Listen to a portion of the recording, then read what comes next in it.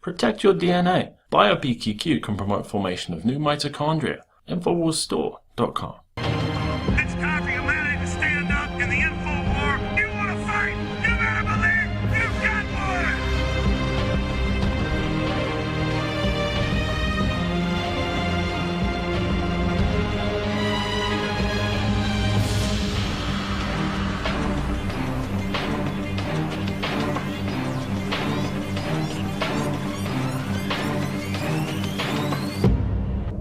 It's August 30th. It's Infowars Nightly News. I'm Paul Joseph Watson. On tonight's show.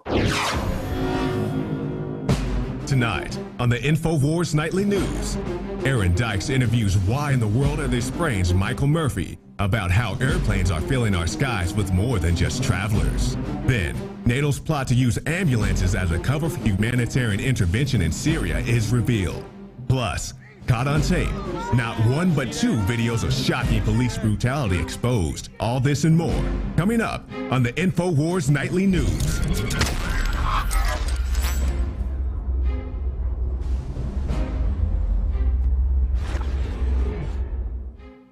First story up tonight, Texas students revolt against mandatory RFID tracking chips. Students and parents at two San Antonio schools are in revolt over a program that forces kids to wear RFID tracking name tags, which are used to pinpoint their location on campus as well as outside school premises. Students at John Jay High School and Anson Jones Middle School will be mandated to wear tags from today, which will be used to track them on campus, as well as when they enter and leave school. Andrea Hernandez is leading a group of students who refuse to wear the tags because, in her words, it makes me uncomfortable. It's an invasion of my privacy. And so, again, this is prisoner training. That's what it amounts to. You've got children being prepared for their introduction into the outside world. They're being indoctrinated to accept that their every movement is being tracked as if it's completely normal, rational thing to be happening. But it's all for the kids' safety, of course, as the school claims. It's got nothing whatsoever to do with the fact that they've got a $2 million check from the government waiting for them if they improve attendance and get rid of truancy. And speaking of prisoner training, I mean, in some ways, schools are becoming more pernicious than jails themselves because, you know, just like in jail, there are surveillance cameras everywhere, there are cops walking around everywhere, as there are now in high schools. But, you know, at least in jail, you're not being constantly indoctrinated. And on top of that, of course, with schools, we've got the deliberate dumbing down agenda, American kids getting more and more stupid because the system exists to strangle their individuality and stifle their natural talent. And that's what the education system's turned into. So it makes sense, you know, when you're a breeding ground for slaves, that you're going to get them used to slavery by having them tracked everywhere. And they're rewarded for regurgitating what they're told to regurgitate. So it's all about this system of turning them into zombies, fresh and ready for the outside zombie slave world, so they can fit into their little, you know, they can become their little brick in the wall in the outside world, as it were.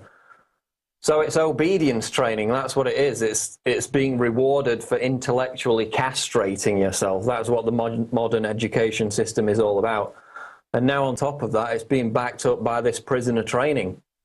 We also had the article on Monday, of course, about kids in 9 Austin schools being forced to carry around a GPS tracker while having to check in with a mentor numerous times a day. And of course, that's not far removed again from a criminal with a GPS ankle bracelet, you know, having to see a parole officer every day. It's not that far removed at all from just being a criminal in prison. That's the modern school system. And so, again, what's the solution? Well, it's to homeschool your kids. And you can do it yourself. You don't need to pay out oodles of money for somebody else to do it. And there's organizations across America that will help you do that. So it's a problem with a solution.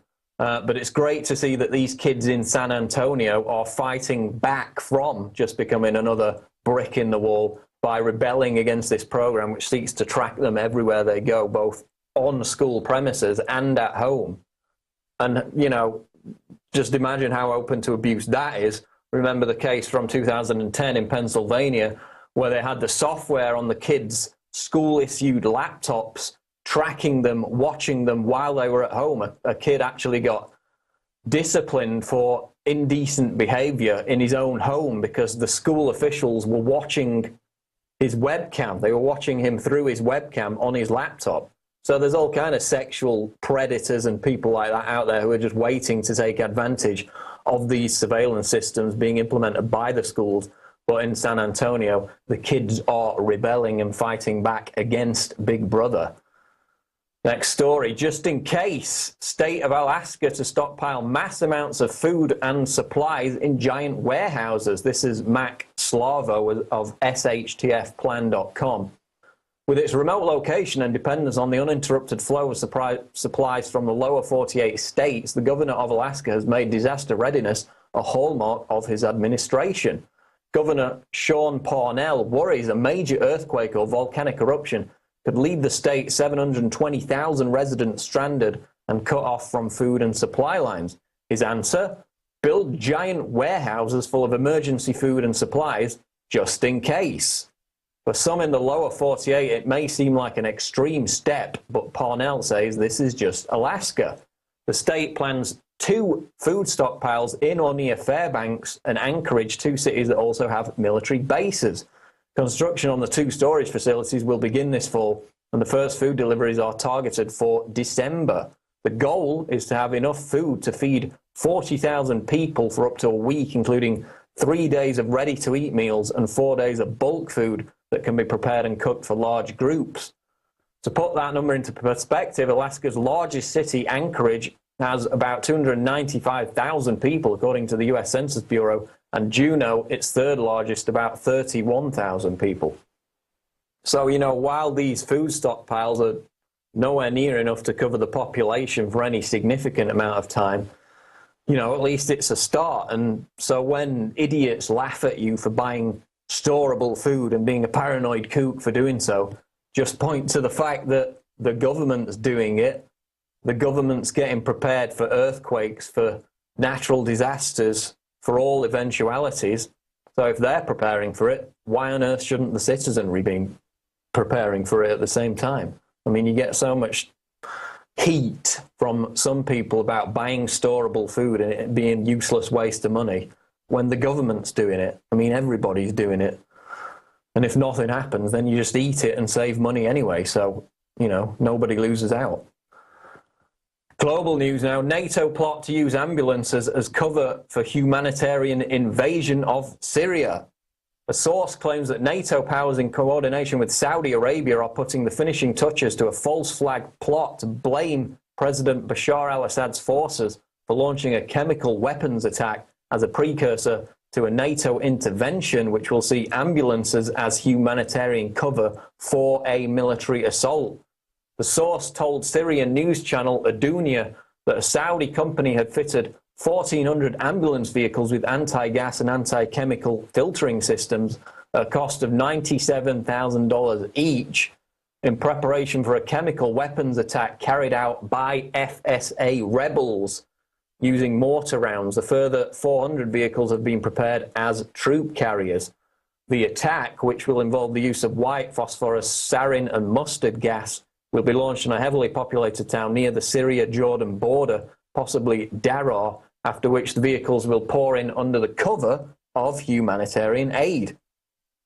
The ambulances, emblazoned with the slogan Syrian People's Relief, they're friendly, they're humanitarian, nothing to worry about, will operate under the guise of an aid mission to help victims of the chemical weapons attack, but in reality are nothing short of armoured personnel carriers. So, according to this source, this has been timed to coincide with the statements we heard over the last week or two from both French President Francois Hollande and, of course, Barack Obama, who both basically came out and said, look, if Syria not just uses, but if Syria merely moves its chemical weapons from one location to another, it's going to trigger an invasion. Forget the UN Security Council. It's going to trigger a military intervention outside of that framework. So the Al-Qaeda-led rebels have been given the gas masks. They've been given the stockpile of chemical weapons seized from Libya, of course, formerly under the control of Gaddafi. And the false flag chemical weapons attack, which many people in the blogosphere have been speculating about for weeks, is very much being prepared according to this source.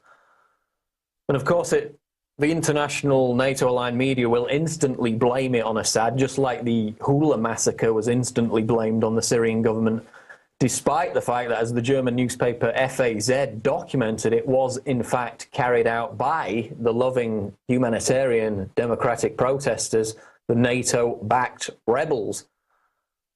And so, from this source, it looks like they're getting ready to launch this chemical weapons attack, blame it on Assad, and then under the guise of humanitarian aid, bring these 1,800 ambulances in, which in reality are basically armoured personnel carriers chock full of fighters and weapons, and then that will be the initial buffer zone from which the secondary military intervention is launched on the justification that Assad attacked his own people with chemical weapons. We've seen that one before.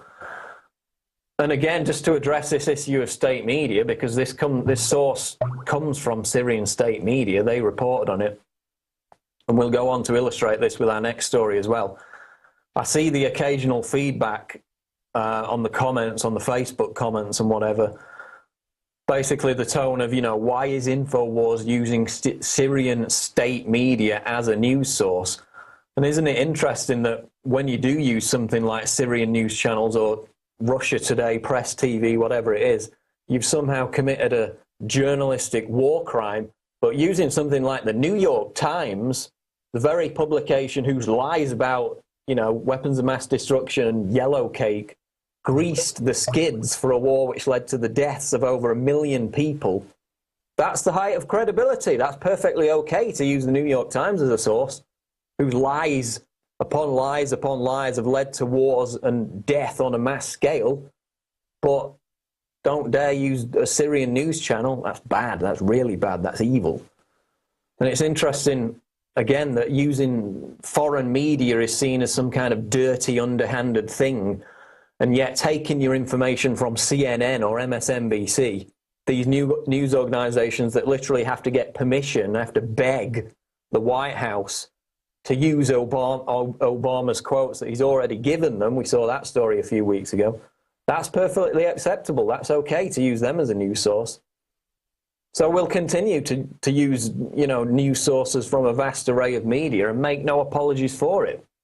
And it's up to you, the reader, to decide whether it's credible or not, whether it comes from state media or not, and whether that matters, because as we see with the next story, Operation Mockingbird 2012, New York Times write a leaked story critical of Obama to CIA. This is Steve Watson, Infowars.com.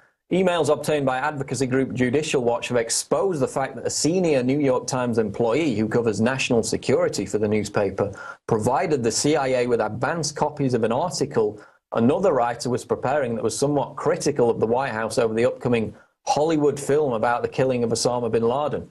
The reporter, Mark Mazzetti, forwarded an advanced copy of a Maureen Dowd column to a CIA spokesperson a full 2 days before it was set to be published. The article, published August 7, 2011, discussed the upcoming Catherine Bigelow-Mark Bowl film, Zero Dark 30, and criticized the Obama administration for having, quote, outsourced the job of manning up the president's image to Hollywood. Mazzetti's emails show that he sent the piece to the CIA's Marie Harf on August 5th, 2011, writing, quote, "This didn't come from me, and please delete after you read. See, nothing to worry about." So basically, the New York Times sends an article critical of the Obama administration and Obama himself, related to the propaganda surrounding the death of bin Laden, the supposed death of bin Laden. The New York Times sends it directly to the CIA before it's even published in the newspaper. And when this came out a couple of days ago now, the New York Times are asked why it happened, why they did it. And they responded, quote, "I can't go into detail, but I'm confident," this is one of the New York Times editors, "I'm confident after talking to Mark that it's much ado about nothing."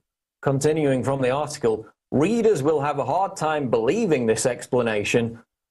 There was clearly a dialogue between Mazzetti and the CIA concerning the article. His request for correspondence to be deleted after reading clearly indicates that he knew full well who he was sending the article to and that he could be landed in trouble if anyone discovered what he was doing.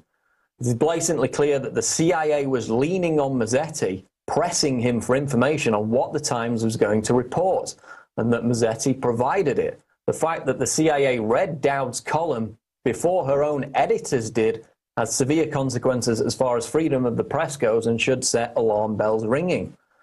So the New York Times is pulling the old, move along nothing to see here argument, except for the fact that there's a hell of a lot to see here. Because as this article documents, this is just the latest expression of the New York Times' cozy relationship with the Central Intelligence Agency that started long before the weapons of mass destruction scandal, of course, way back in the 50s with Operation Mockingbird.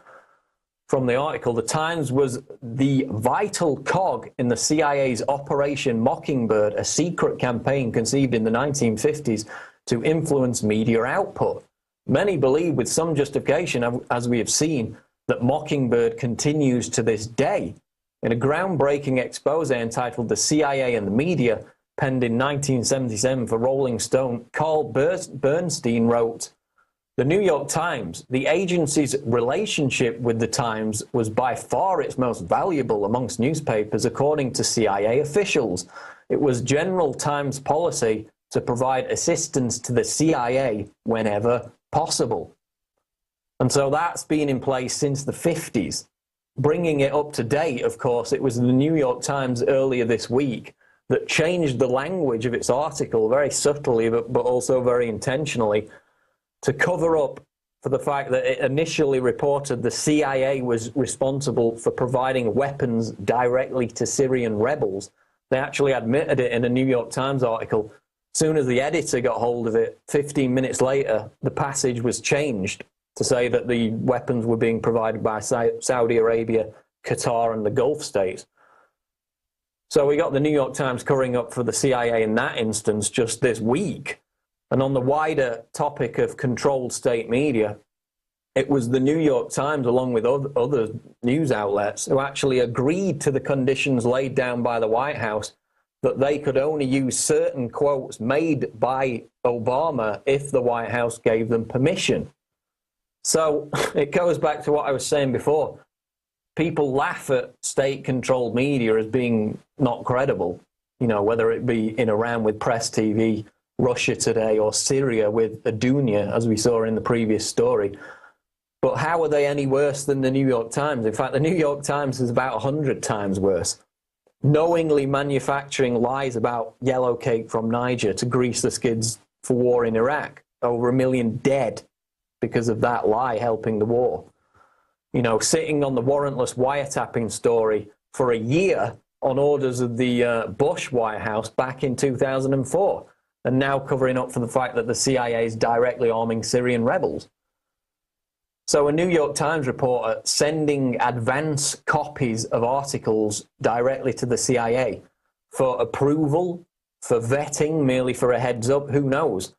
But what we do know is that the New York Times is in bed with the White House, it's in bed with the CIA, and that's the ultimate confirmation of the fact that just like Russia, just like Iran, just like Syria, we have state-controlled media in the United States. Video shows cop kicking defenseless man in the throat. A new police brutality video shows a St. Paul officer kicking a defenseless man in the throat. Let's go to the clip.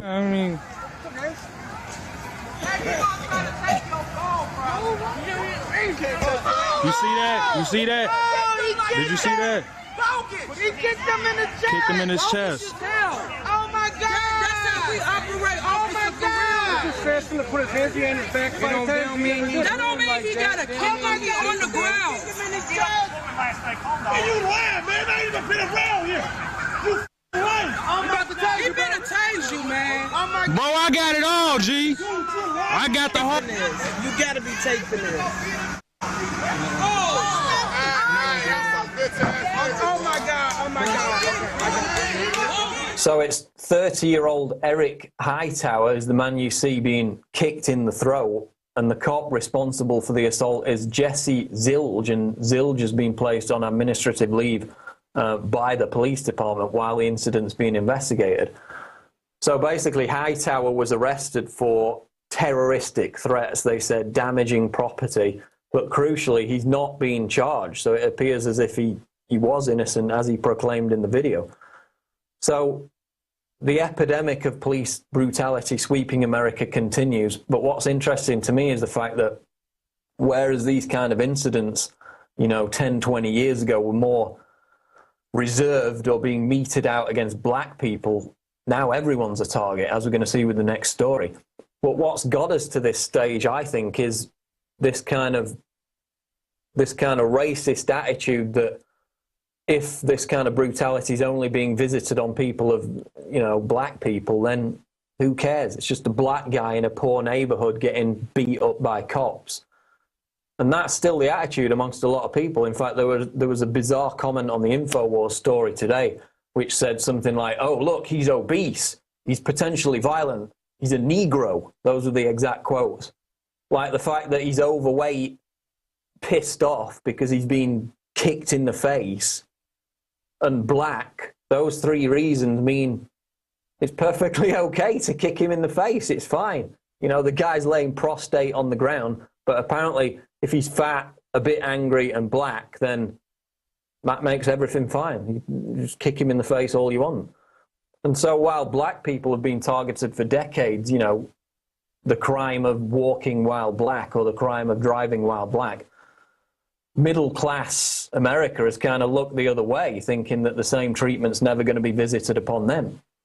And it's like the same cop-out when people said, oh, I don't care about the TSA groping people or radiation body scanners at the airports. I'm just not going to fly. Now the TSA's at political events, they're at prom nights, they're on the highways, and the attitude is, oh, I'm just not going to leave my house. So when you have the attitude of just not caring about tyranny or brutality because it's inflicted upon a race or an economic class of people that you don't identify with, then that tyranny only gets stronger, and soon it's going to be knocking at your door. It's like the famous Martin Niemöller poem. First they came for the communist, I didn't speak up because I wasn't a communist, and eventually they're going to come for you. So if you don't care about black guys being booted in the throat, then how about this next one? Shock surveillance video shows LAPD officers body slamming defenseless woman, again defenseless like the guy before, into the pavement during violent arrest. This is out of the Blaze. The startling video that is making the rounds shows 2 Los Angeles Police Department officers snatching a female driver and violently slamming her body into the ground, twice. The woman's alleged offense? Talking on a cell phone while driving and subsequently resisting arrest. As a result of the trauma, Michelle Jordan, 34, sustained intensive bruising and other related blemishes and injuries. So let's see the clip. Husband told NBC4 his wife was swearing at the officers, but both he and Branch say what happened next was excessive use of force. Her and knocked her down to the ground, shoved her arms up behind her back and handcuffed her. When the swearing continued, she was thrown to the ground a second time while handcuffed. Jordan's attorney, Sy Nazif, says these photos show the scratches and bruises she suffered. The LAPD says an internal affairs investigation is underway, and Police Chief Charlie Beck has seen the videotape. So this is a mother and a nurse who was pulled over for the egregious crime of talking on her cell phone while driving. And suffice to say, as you saw in the video, the incident didn't turn out too well for her. And you can see all the bruises that she received in the article, which is on the Blaze.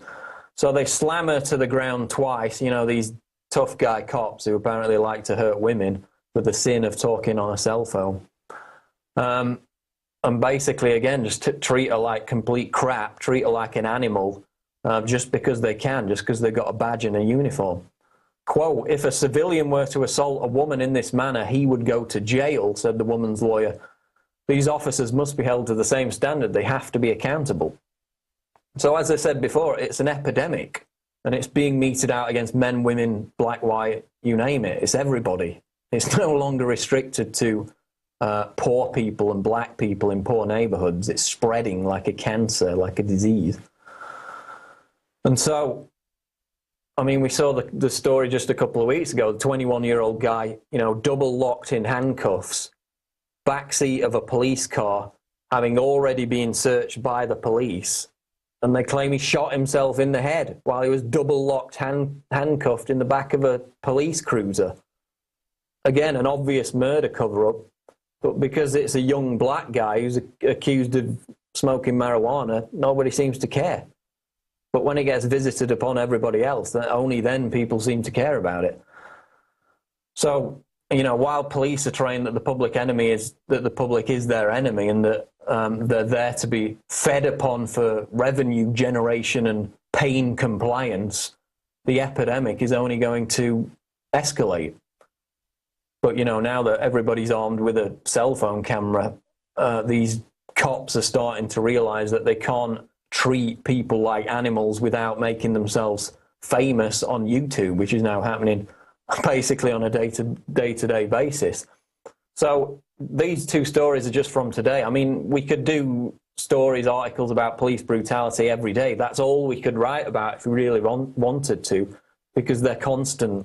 The stories are constantly coming out every day. But that's just two from today that are up there on Infowars.com. And again, police treating American citizens like animals, like they've got no rights whatsoever. You combine that with the case of Brandon Rowe being abducted from his home, no charges whatsoever, no reason for his arrest, and we're entering a very dangerous situation where the police state is right in our faces. Quote of the day now, this is a Spanish proverb. Law is like a spider's web. Catch the fly and let the hawk go free. Which is precisely what we've seen, of course, with the recent economic collapse. And it's endemic in society and, you know, in general, as we've seen with the recent cases of police brutality. Coming up after the break on Infowars Nightly News, we're going to have a Planet Infowars update from Christy Hightower. Exciting new news about the social media network that thousands of people are joining. And also Aaron Dykes' interview with Michael Murphy coming up after the break. Stay tuned.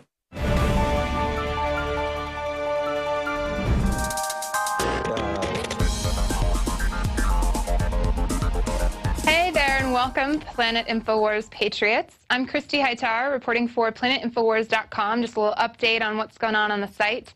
I just want to bring to your attention, Alex always says, you know, Planet Infowars is for people like you to go and find fellow patriots who are passionate, who, you know, want to go camping, others that, you know, dating and all kinds of good stuff like that.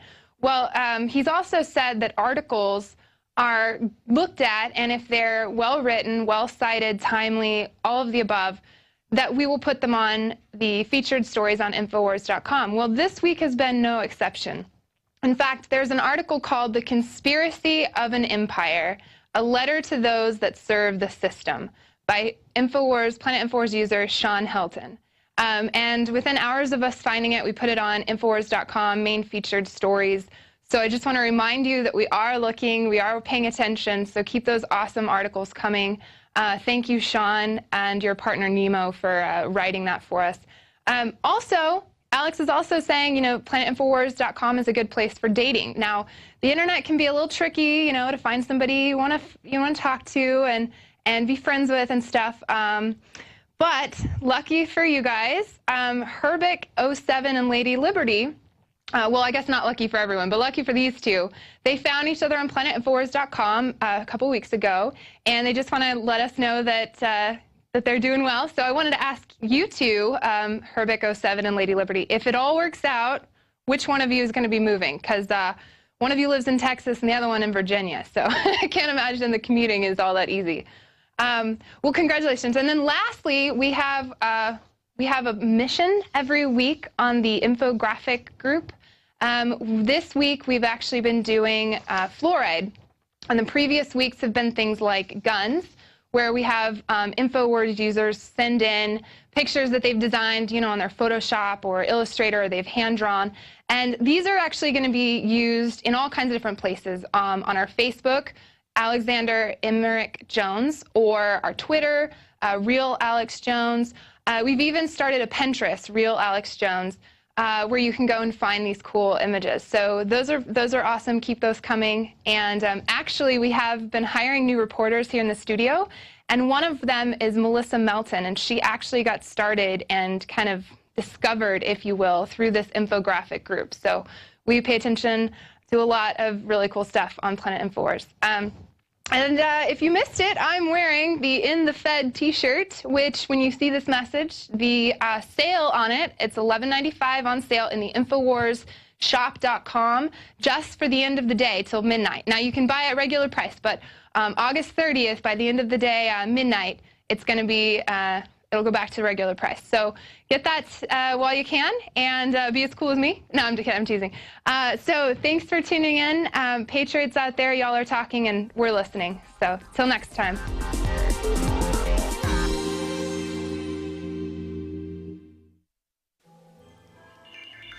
Alex Jones here with a message that could revolutionize health in this country. Going back about 1.5 years ago, I began to learn about the incredible health effects of longevity products. Aaron Dykes lost 92 pounds. We're going to show you some before and afters.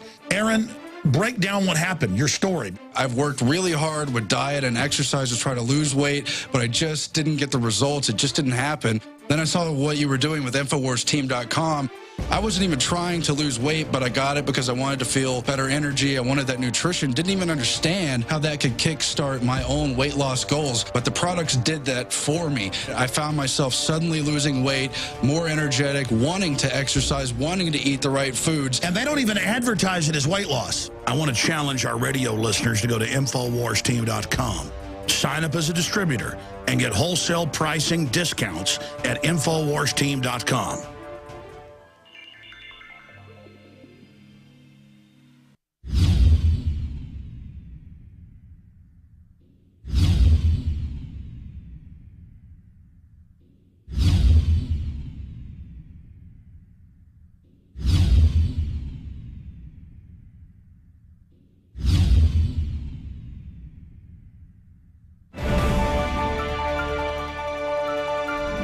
Welcome back to the Infowars Nightly News. I'm Aaron Dykes, and in just a moment, we're going to have a very interesting interview segment. But first, I want to thank Paul Joseph Watson for doing the News Blitz. And I also want to introduce Dan Badandi, one of our new reporters fielded from the reporter contest. Also an activist I've been following for years. He has a wealth of information. It's so interesting talking to him just behind the scenes here in the studio. And he's put together one of his first in-depth reports. It's going to be a two-part report on the government's admitted experimentation and testing on our own soldiers, hundreds of thousands of them, not to mention the other vulnerable and exploited groups they've also done tests on.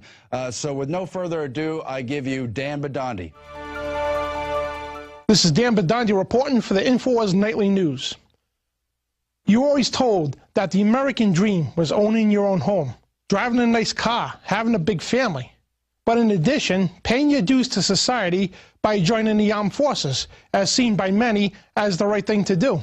But what if I was to tell you that in some cases, joining the military isn't exactly about defending our country, but about being a human test guinea pig for military classified medical experiments, which includes force medicated by drugs, inoculations, inhalation of poisonous gases, and even torture by electrical shocks. Now let's take a good look at this article from CNN. CNN reports vets feel abandoned after secret drug experiments. The moment 18-year-old Private Tim Joseph arrived at Edgewood Arsenal in 1968, he knew there was something different about the place. It just didn't look like a military base, more like a hospital, recalls Joseph, a Pittsburgh native. He quotes, "It was like a plum assignment. The idea they would be testing new Army field jackets, clothing, weapons, and things of that nature, but no mention of drugs or chemicals. But when he went to fill out the paperwork the morning after his arrival, the base personnel were wearing white lab coats, and Joseph said that he had second thoughts. An officer took him aside and told him, if you don't do it, you're going to jail." And then from 1955 to 1975, military researchers at Edgewood were using not only animals but human subjects to test witches' brews of drugs and chemicals. They range from potentially lethal nerve gases like VX and sarin to incapacitating agents like BZ. And the military also tested tear gas, tranquilizers, narcotics, hallucinogens like LSD. In this first report, it's a U.S. Army Chemical Research and Development Laboratories technical report. And as we scroll through the document, you can see the chemicals that they use in reactions of BZ. And in this next document, it's called The Effects of Drugs on Human Operant Performance. And as we scroll through this document, in the highlights, you could clearly see that the United States Army used humans for test subjects. In this public record, titled Exclusive CIA Experiments on U.S. Soldiers Linked to Torture Program, a number of new articles have been published recently that have highlighted evidence of illegal human experimentation on U.S.-held terrorism prisoners undergoing torture. Then the article goes on to state that this report looks at those recent charges and reveals that experiments by a CIA researcher on human subjects undergoing SEER training went unreported in the legal memos of the Bush administration drafted to approve their torture program. It will also connect major military and intelligence figures to the SEER experiments and tie some of them to major science and experimental directorates at the CIA and Special Operations Command. And this article exposes the sinister plot called Project Shipboard Hazard and Defense, known as SHAD, was a program started back in the early 1960s to learn the vulnerabilities of U.S. warships during chemical and biological warfare attacks. Under Project SHAD were 113 different operations or tests. U.S. naval crews and Marine personnel were spraying various biological, chemical, germ warfare agents and simulants. Some ships and even Marine personnel were sprayed from overflying aircraft, while other tests on ships were being sprayed by aircraft carriers. While some high-ranking personnel may have had knowledge of what was happening, most of the ship's crews did not. Project SHAD was controlled by the U.S. Army Desert Test Center, later known as the Dugway Proving Grounds in Utah. And for over 35 years, the Department of Defense said there was no Project SHAD. This report and these military classified documents you have just seen are nothing but the tip of the iceberg. And keep in mind, folks, that most military are completely unaware that they are being tested on by their own government. In part 2 of this special report, we're going to look at government admission of using troops as guinea pigs and its links to suicides. And this is Dan Bedani reporting for the Infowars Nightly News. Thanks, Dan, for that report. Very interesting indeed. Now, before we turn to our primary interview subject, Michael J. Murphy, I want to give you a preview of his latest film, Why in the World Are They Spraying? And it's fascinating, the agenda he's put together through his thorough research. Take a look.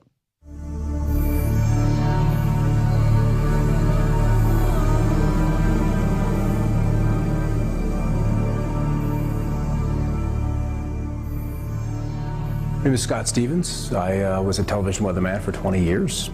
These chemtrails are absolutely required to impact whatever weather event they were designing. And the trails were an absolute necessary ingredient for them to achieve their weather modification goals. Chemtrails are a key element in the whole thing because they're obviously a way of putting a highly reflective material into the atmosphere. With cloud seeding, the cooling will be achieved by making clouds reflect a bit more sunlight back to space than they would otherwise, and less sunlight reaching the surface would tend to cool the planet. So let's say we were doing geoengineering because we wanted to make the weather a little bit better. The more we see these trails in the sky, the less rain we get. Virtually all scientific data, even from the proponents of geoengineering, state clearly saturating the atmosphere with particulates will create drought. Much has been made of this issue of damage from precipitation. If the issue is understanding the climatic response, which was, I think, most of where this was going, and it's exactly whether precipitation gets higher or lower. There will be monsoon failures during that period. There'll be huge hurricanes. It's likely to cause some damage in some places.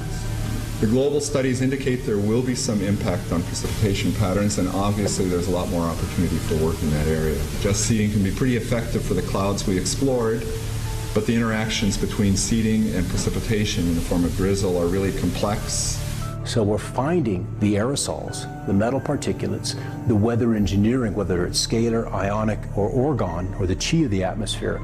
All of those can be used and leveraged to create weather events that are several standard deviations or outside what would be typically normal. 40 brush forms known, the manzanita, and it looks like it's been hit with insecticide. And we're seeing this throughout the ecosystem.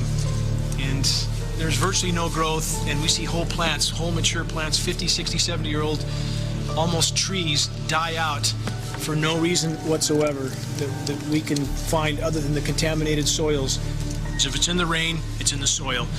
And now we see incredibly hardy organisms dying for no other cause that we can find other than the contamination in our rain from these aerosol operations. And so you get ecosystem collapses. And if you control the weather, you're going to control the planet. It's that simple. The work we're doing will provide cover for others to come out. And I'm most interested in whistleblowers. So that is the trailer for Why in the World Are They Spraying? The follow-up to the hugely provocative film, What in the World Are They Spraying? We have both at Infowars.com. You can get just the new film, or you can get them both in the Chemtrails special package, discounted at $34.95. Why in the World Are They Spraying is $19.95. We are joined now by the main producer, one of the co-producers of both films, Michael J. Murphy. Thanks for joining us, Michael. Hey, thanks for having us on, Aaron, and thanks for covering this most dire issue. Those of us who have been researching this believe that there's been no greater threat to our planet than the ongoing chemtrail geoengineering programs that we're now experiencing around the world. So thank you. So a lot of people saw the first film, What in the World Are They Spraying? And it was the right time for that film because it's something people have been talking about for decades. It had been admitted in different lingo in the academic circles. But by this point, it's become an unavoidable issue that no one in the media is talking about. There's no one giving answers on the issue other than a bunch of climate scientists saying it could be one way to solve what they say is the global warming problem. What have you really found? What kind of questions have come out since the first film? And what's been the overall public reaction that led you to make this follow-up film? Well, the reaction was great. We went to a geoengineering conference and actually filmed geoengineers talking about their plans and proposals for spraying 10 to 20 million tons of toxic aluminum oxide and other particles into our sky.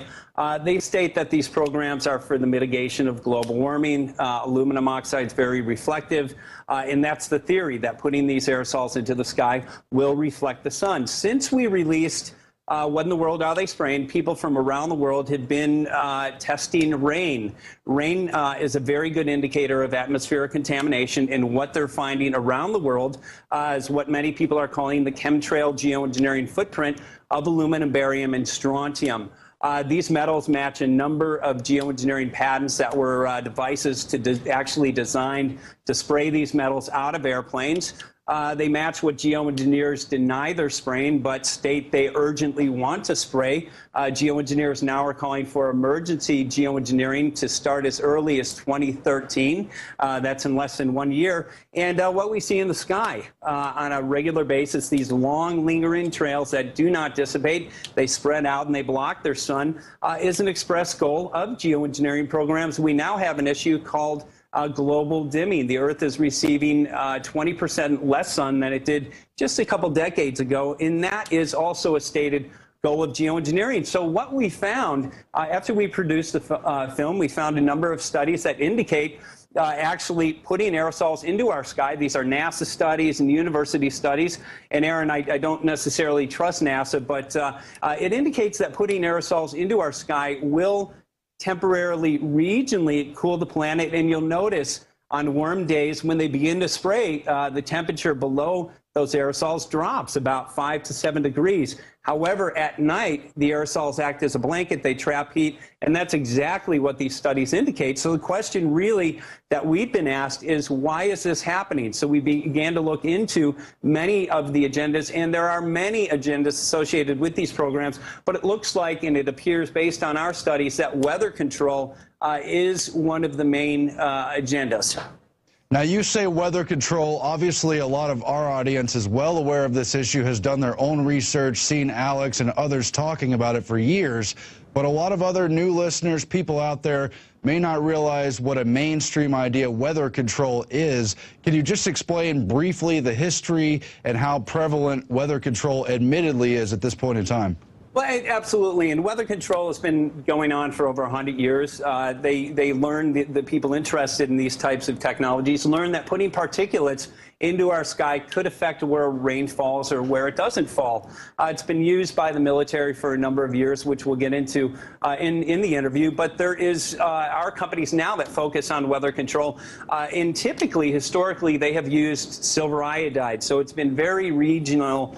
And ski resorts have used it to get snow when those clouds have been seeded. What we're seeing now, though, is much different because the weather modification, again, was very small programs. They affected just a small region. We now have an agenda to completely corporatize our weather.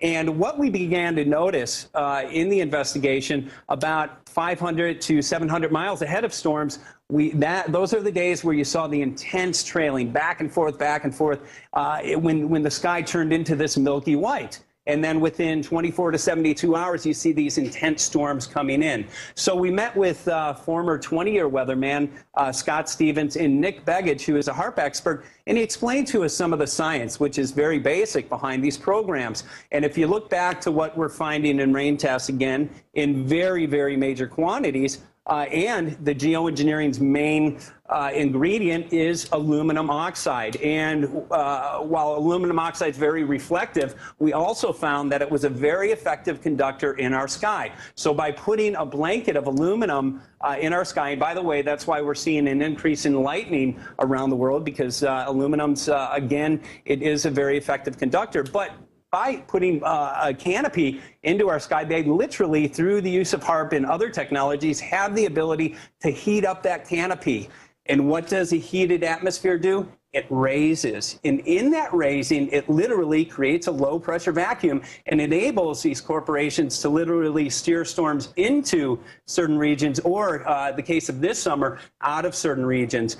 We went back and we also looked at a number of the geoengineers talking about their conference. I went through about 12 hours of footage and found out that one of the consequences of geoengineering programs is disrupted weather patterns. It's ozone depletion. We now have a huge ozone hole above the northern hemisphere. And they state that these programs could disrupt the food supply of over 2 billion people, but I'll get into that in a second. But the science behind this, these particulates are nanoparticles, and they act as what's called cloud condensation nuclei.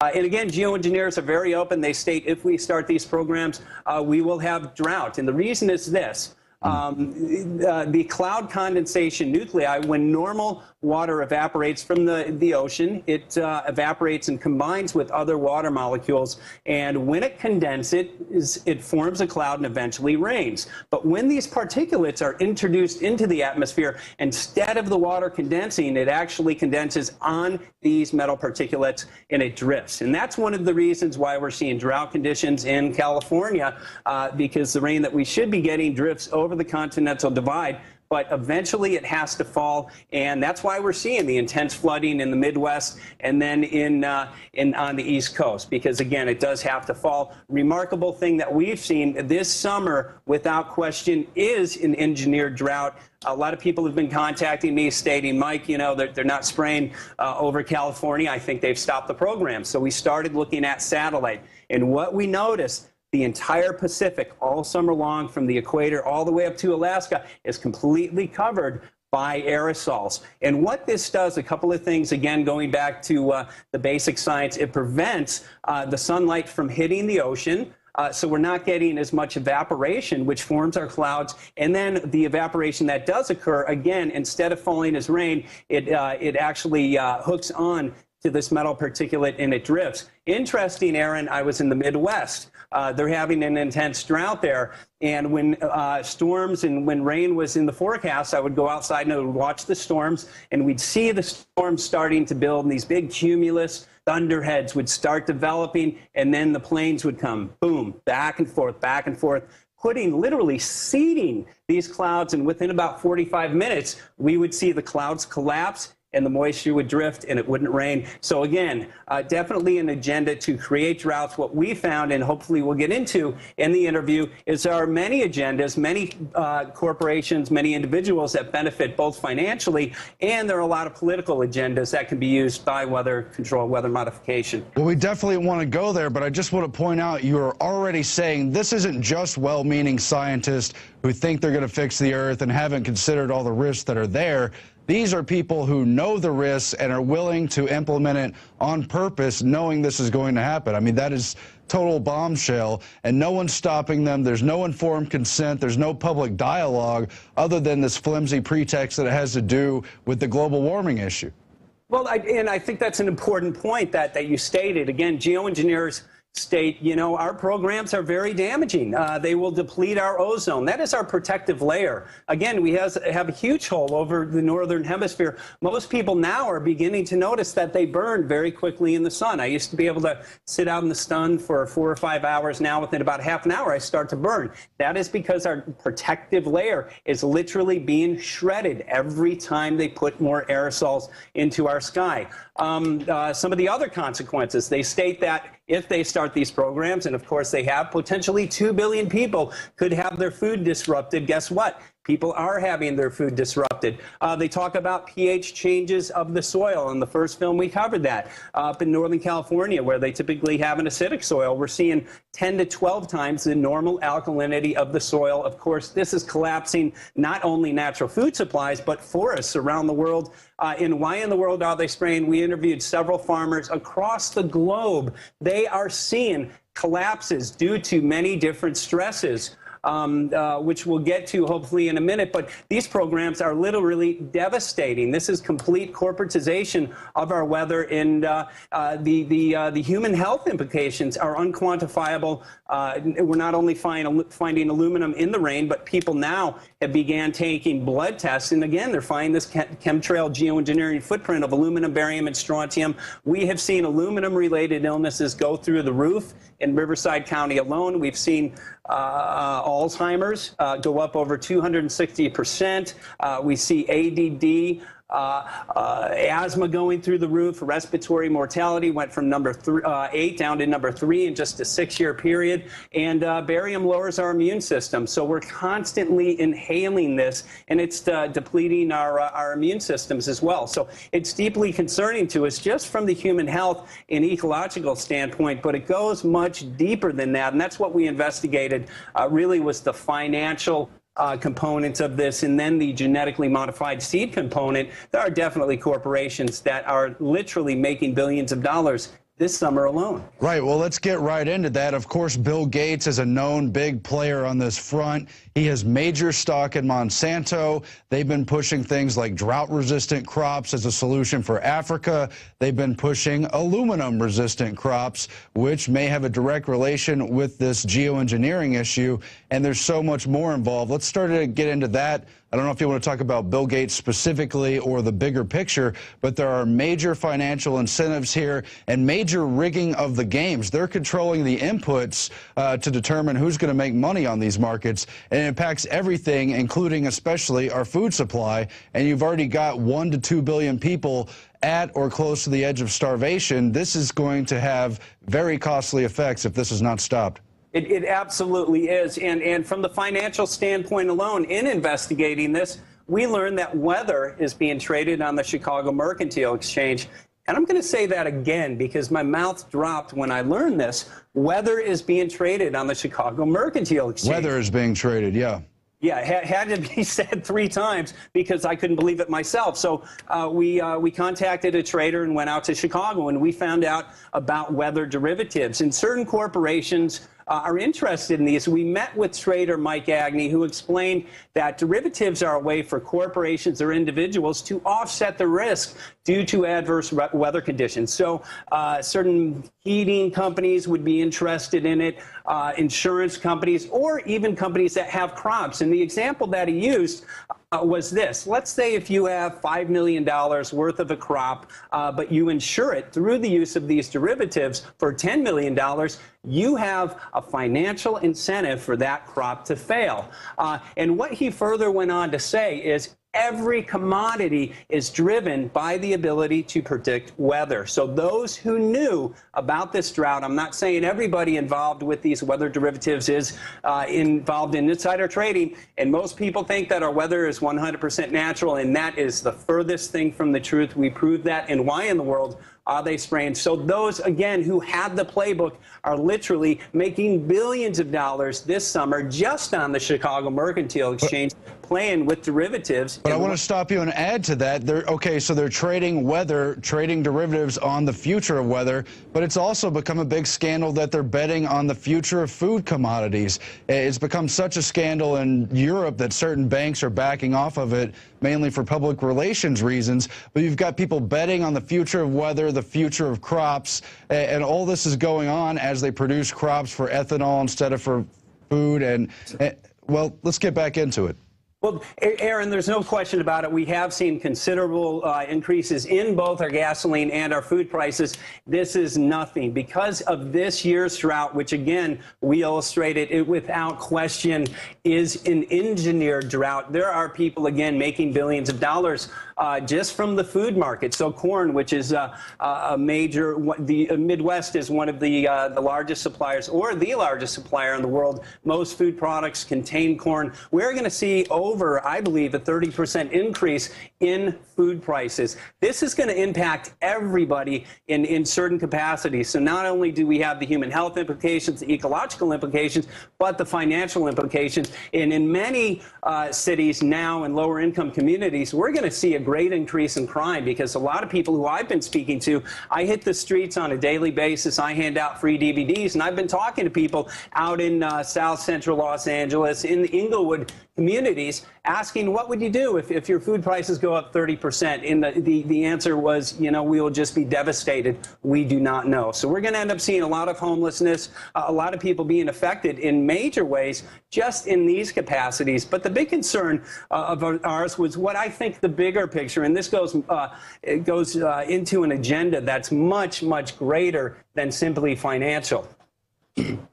Well, please go into it right now. I was going to give you a toss, Aaron. Well, what we found out, we interviewed Barb Peterson of Farm Wars, and in the first film we covered an aluminum-resistant seed, and of course aluminum is falling into our soils, contaminating our soils.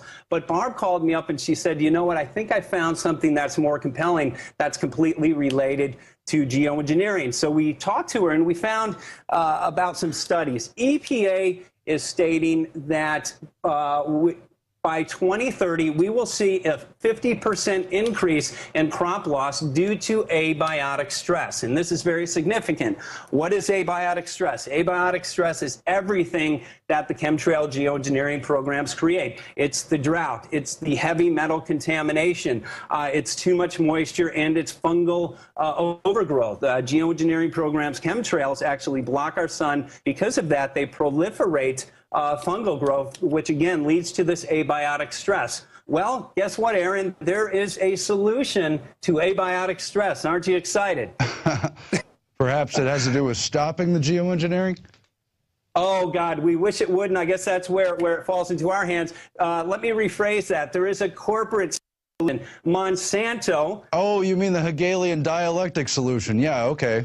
Right, right. Not the good solution that we're working towards, getting these programs stopped, but they have a corporate, which is a political and monetary solution. It's this genetically modified seed that addresses abiotic stress. It addresses the drought that we're seeing. It addresses too much moisture. It addresses the heavy metal contamination. And they have seeds now everywhere from apples to zucchini, which addresses this. So not only is this, are certain individuals stripping the public of their finances and resources, this is literally about destroying natural systems and, again, through the Hegelian dialectic, corporatizing our complete natural food supply. What we found, we interviewed biologist Francis Mangels, who has been doing soil tests, doing rain tests.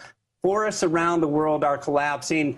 This thing goes deeper than I thought. It just blows my mind. there is a company, it's a spinoff of Monsanto. It's called Arbigen, and they are genetically modifying forests. So again, through the destruction of our soils, we have ecosystems collapsing. These corporations come in with their solution. Aaron, this is prophesied in every major religion. So we have this big corporate governmental conglomerate, which I call the beast, that wants to desperately control everything. So through death and destruction, they are literally destroying our ability to live independent and live off of nature. I spend a lot of my time on an organic farm in Maui when I'm not here working with Barry Kulski, who's my co-producer with films. And we live independent from the corporate system. Primarily, we grow our own food. We're dependent on rain, sunshine, and natural seeds. Well, the concern that we have, the farmers that we've interviewed, have seen between a 60 and 70% decline in their ability to grow natural organic foods. So we're seeing family farms, we're seeing smaller farmers,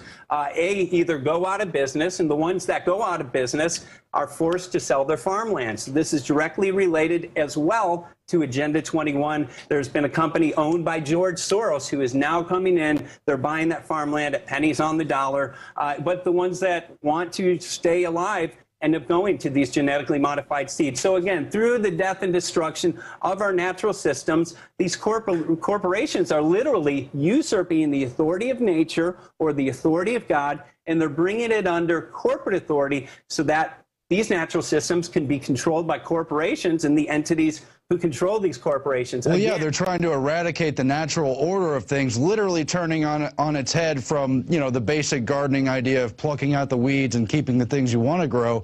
They want to destroy everything natural, so you have to grow their intellectual patent product. And so it's this horrible mixture of mad scientists meets monopoly men meets intellectual property, you know, Monsatanist, I guess.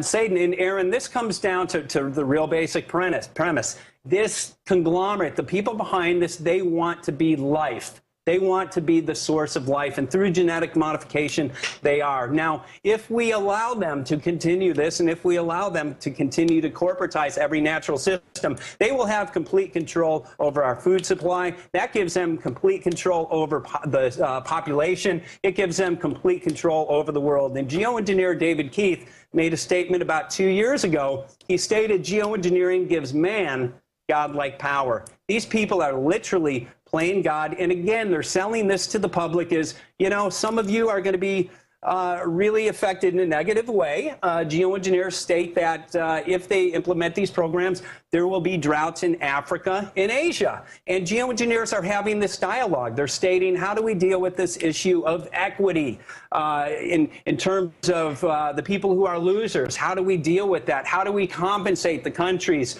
that are going through the drought from these programs? I mean, it's literally insidious, it's disgusting, and it's something that definitely needs to be addressed, because we're at a very, very crucial time. According to former 20-year weatherman Scott Stevens, who's in the film, he believes that all of our weather currently is corporatized. If we look down at Hurricane Isaac, you can see aerosols all around that hurricane, and it was making funny turns. I think I saw that you covered it last night, and some of the directional changes, without question, that has been manipulated. But with that being said, again, this is giving up all of our resources and all of our power to these corporations unless we, A, get educated and then reach out to communities. But, Aaron, we're seeing communities rise up. After I produced the first film, of course, we're encouraging people who purchase the film to make copies and hand out for free. We focused on a couple of areas. Maui, Hawaii was one of them. I'm an activist at heart. We handed out literally thousands of free DVDs and met with the mayor's office and had a lot of screenings. As a result, we have the Maui Clean Sky Ordinance, and that was an ordinance that was established. Right now it's in the council. It's going to go to vote pretty soon. That will effectively ban chemtrail geoengineering programs without two things: an environmental impact statement, which they will never get, and informed consent, because the people are informed on Maui. They will never get that. So my hope is making this film, which is, it's again, the response from Why in the World Are They Spraying has been much better than the first film, and the first film was very effective at waking millions of people up. Our greatest hope is that people will bring this into the public waking people up, and really we have such a great opportunity and a great chance at getting these programs stopped once we have critical mass, and we're very close to getting critical mass. Once we have it, no more geoengineering. And we're going to have to do that. I want to talk about some of the military applications because there's a lot going on there as well. I mean, first of all, in all the public documents related to geoengineering or suspected related programs prior to that, we see things like the Air Force saying we're going to, quote, own the weather by 2025. They talk about owning the weather, and here we are seeing an agenda for controlling the weather. Then we look more closely at Monsanto. They were very much involved in military applications during Vietnam with Agent Orange and so forth. And then we see so many former secretaries of defense, major people from the Pentagon serving as CEOs or top advisors at Monsanto and related companies. How much does this have to do with direct military intervention? Is this war by other means? Oh, it definitely is. And interviewing Dr. Nick Begich, of course, his brother is a senator in Alaska. You know, he explained to us what many of us are aware of here on Infowars. The military is controlled by corporations. Our government has been hijacked. So, but initially, I think weather control had good motives, you know, back 100 years ago, and it was to help people who were having droughts. But now we have it in this technology that has been put into the hands of militaries. And militaries were interested at first, I think, to protect their countries. Owning the weather by 2025 is a stated goal of our military. And in the paper, it talks about the weather acting as a force multiplier. So the ability to control weather, you can literally cripple an enemy's supply lines like they did in Project Popeye in the Vietnam War, where through the use of this technology, they actually flooded out the Ho Chi Minh Trail. With a very high amount of rain. If you can cripple the enemy by creating weather events so they can't get their airplanes off of the ground, it's a very effective weapon. Or in the case of what looks like Iran, they're literally, Ahmadinejad came out and he said Western countries were using weather control to create droughts in our country. If you create droughts in countries, this technology could be used literally to create instability in certain countries. So again, militaries have been interested in this. There was a treaty called the NMOD Treaty. It was made, it was put in place back in 1972 or 73, and it prohibited the use of this technology using the weather in warfare applications. Dr. Nick Begich explained to us an exemption with this treaty, and the exemption is this. Countries can use this technology over their own soil. So Scott Stevens, former weatherman, explained to us, you can literally manipulate weather or manipulate a jet stream and have effects to the weather several thousand miles away, and that's exactly what's going on. And by the way, that's why we saw the Council on Foreign Relations when they hosted Ken Caldera and David Keith debating the question, can we ethically or in terms of international relations get away with unilateral geoengineering?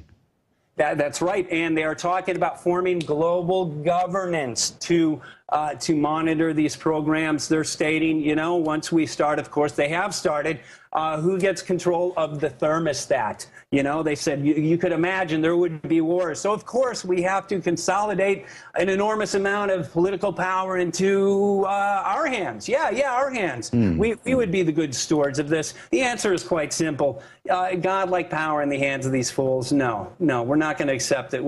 And what, again, Aaron, this is short of nuclear fallout, we have had no greater threat to the planet. Our soils are devastated. Our protective layer, the ozone layer, is being decimated every day. And these programs actually warm the planet. So it appears that there is some ice that is warming, creating methane release. And if that is true, that I believe is directly due again to the geoengineering because it traps heat in at night. So we're seeing devastations to our planet. And this is really, if we allow these programs to continue, this is the end of natural life here on this planet as we know it. I just want to point out to people who are new to this issue, I've investigated it, you've investigated it. There are mountains of documentation. When you talk about stuff like the military using weather in Vietnam or in other areas where they want to disrupt the enemy, That is not speculation. It's documented. If you think they're going to introduce weather control so that it doesn't rain during Olympic ceremonies, you'd better believe they're going to use it in a war context. If they're going to do that, they're going to use it against the general population as well. It's been done throughout history. Dictators always control the food supply and then use it as justification to weaken or directly attack or kill people. And we are the enemies in this case, the people that live off of nature. The way that we live in Hawaii, we do not support the corporations. Of course, they want all the power, so they're destroying our natural way to live. An interesting thing, Aaron, what we uncovered in the film, many people have began noticing and started calling us, stating, why is it snowing in the 40s? Why is it snowing in the lower 50s? And I called Scott up and he said, you know what?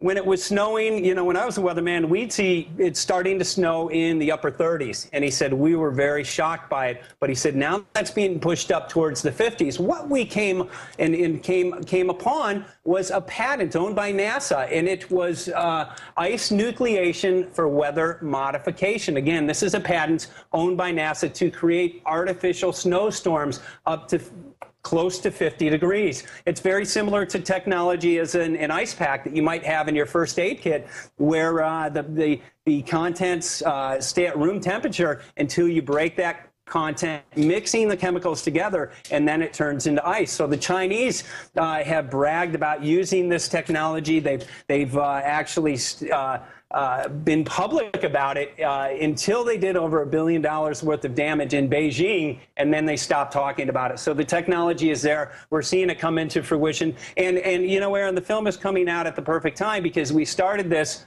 a little less than a year ago and had no idea that the drought would be occurring. We had no idea, but everything that we covered in the film is now coming to fruition. So it was at the perfect time. People are ready for this message. They're wondering what is up with the weather. We have that answer. And again, it comes down to two things.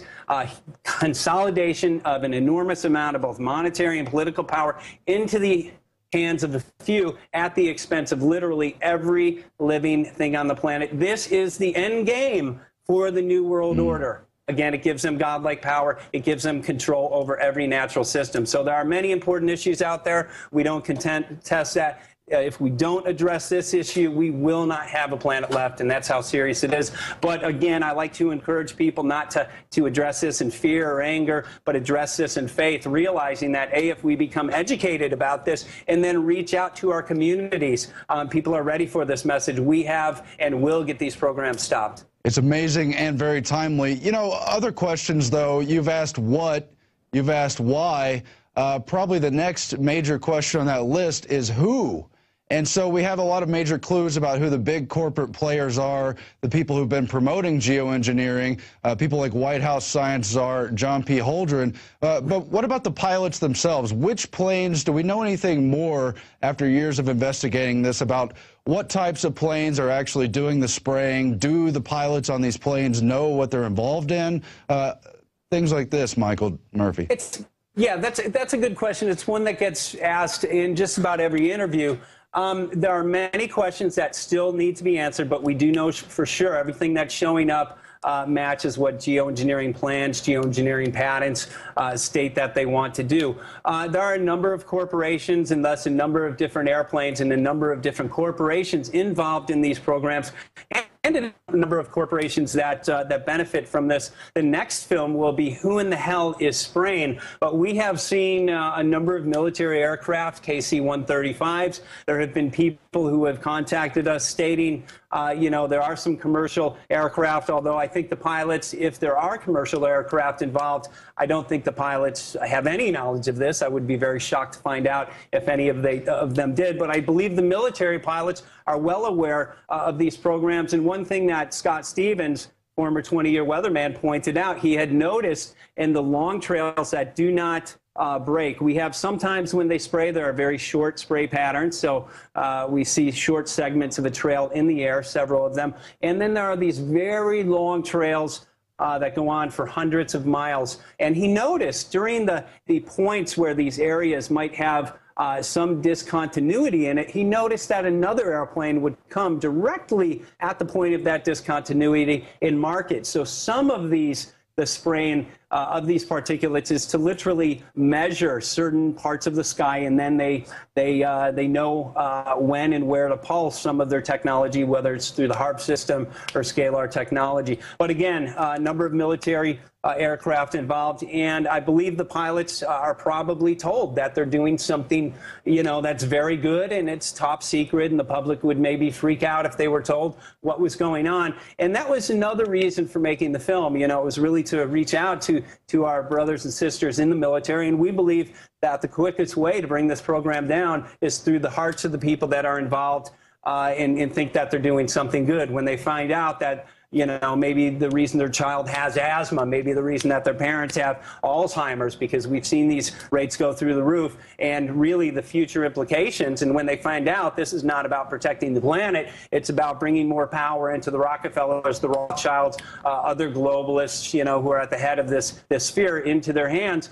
We believe that these programs will dissolve. So again, that's one of the reasons for the film. We encourage people, again, to purchase, order a film at the Infowars shop, duplicate the DVDs, and bring these to military bases, hand them out, bring them into public forums, because again, once people find out about this, we'll begin to see change. And these questions are so interesting, particularly even people who are informed on it. Once you begin to find out what's going on here, you only have more questions because it's such a compelling issue. It's not something to sweep under the rug. We've got to get to the heart of this matter. So obviously, the biggest thing is turning the tide of public awareness, letting people know that what seems unbelievable, manipulating the weather, is very real, very much going on. But a related question, what do you see for people like Bill Gates? I use him as an example because I know the most about his specific ties.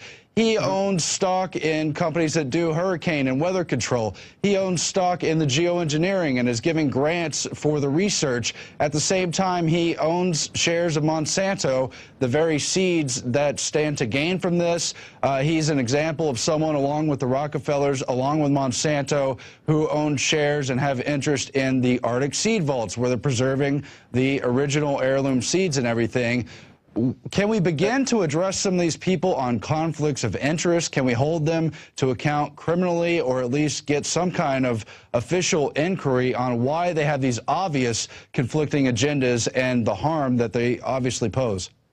I think that's one of the many important steps that we need to take. And again, Bill Gates, we included him, his story in Why in the World Are They Spraying? Again, now it's public knowledge. We were unable to add that, include that in the first film, What in the World Are They Spraying? But now that it's public knowledge, yes, Bill Gates is funding David Keith, Ken Caldera, these other internationally recognized geoengineers. So through these programs that literally are sterilizing and destroying our soil, he is making money on the back end through his investment in Monsanto and the giant seed vault. I was just reading again about that this morning.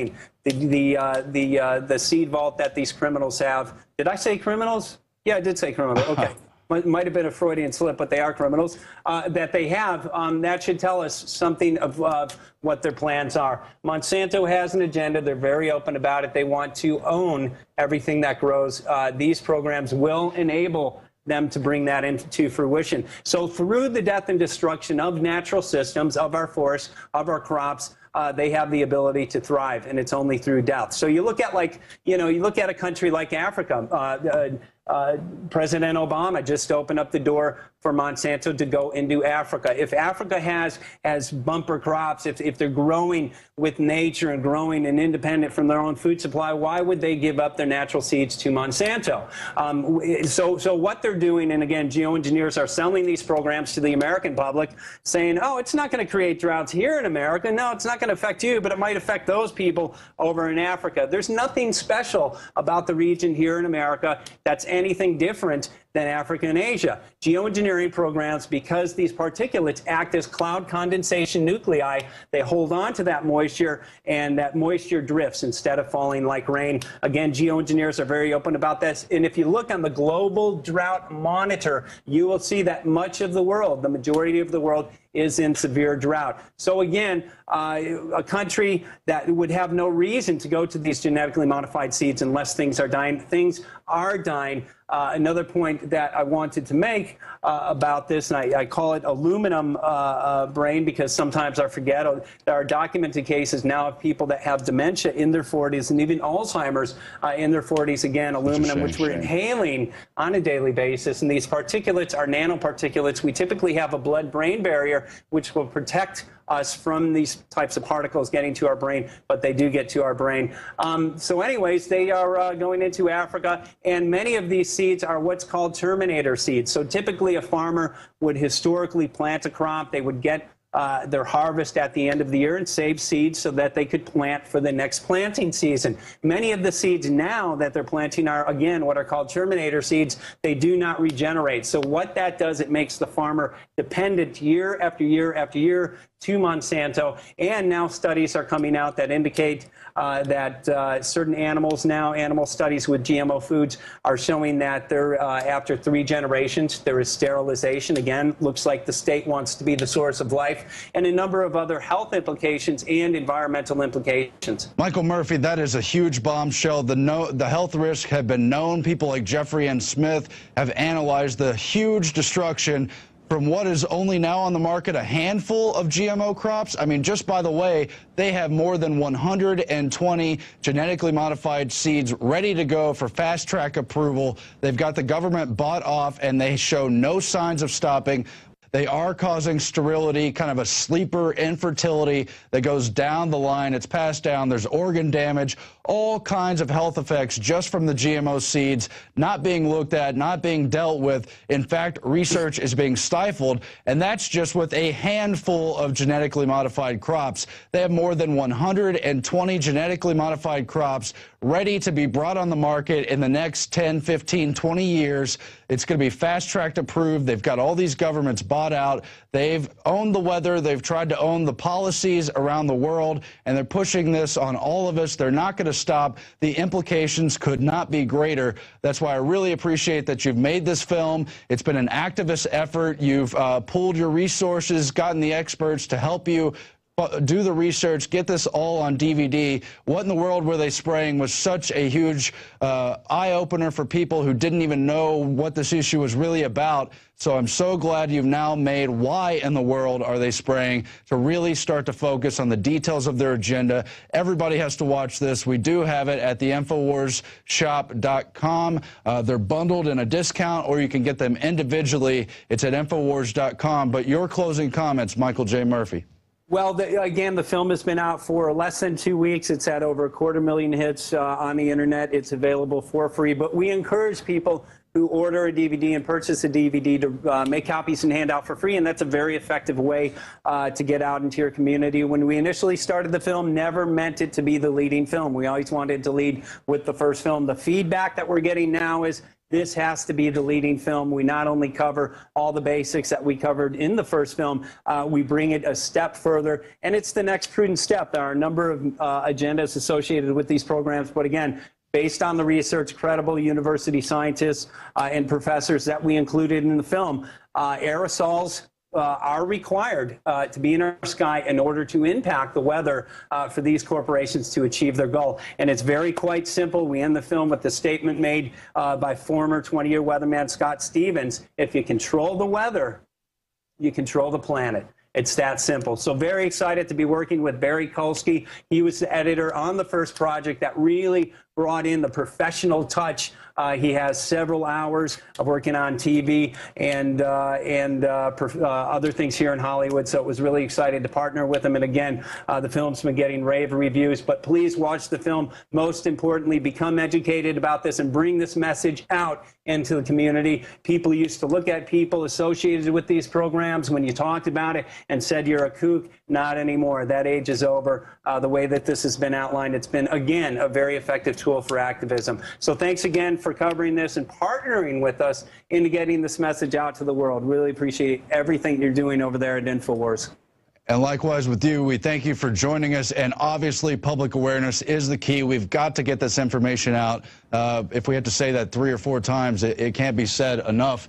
So that's it for tonight's Infowars Nightly News, but I hope you'll spread this program in general to everyone you know, but specifically this interview on geoengineering. What are these chemtrail phenomenons we've heard so much about? Well, the questions are asked and answered in these two companion films, and you heard him. He's working on other films as well. Again, the first one, more than a year and a half old. What in the world are they spraying? But the new one that you must see, that you must check out, and again, it's online for free, but in high-quality DVD, ready to hand out to people at Infowars.com. Why? Why are they doing it? Why in the world are they spraying? Michael J. Murphy, thank you very much, and we'll be back again tomorrow on the Infowars Nightly News. Don't forget about PrisonPlanet.tv and PlanetInfowars.com. Good night.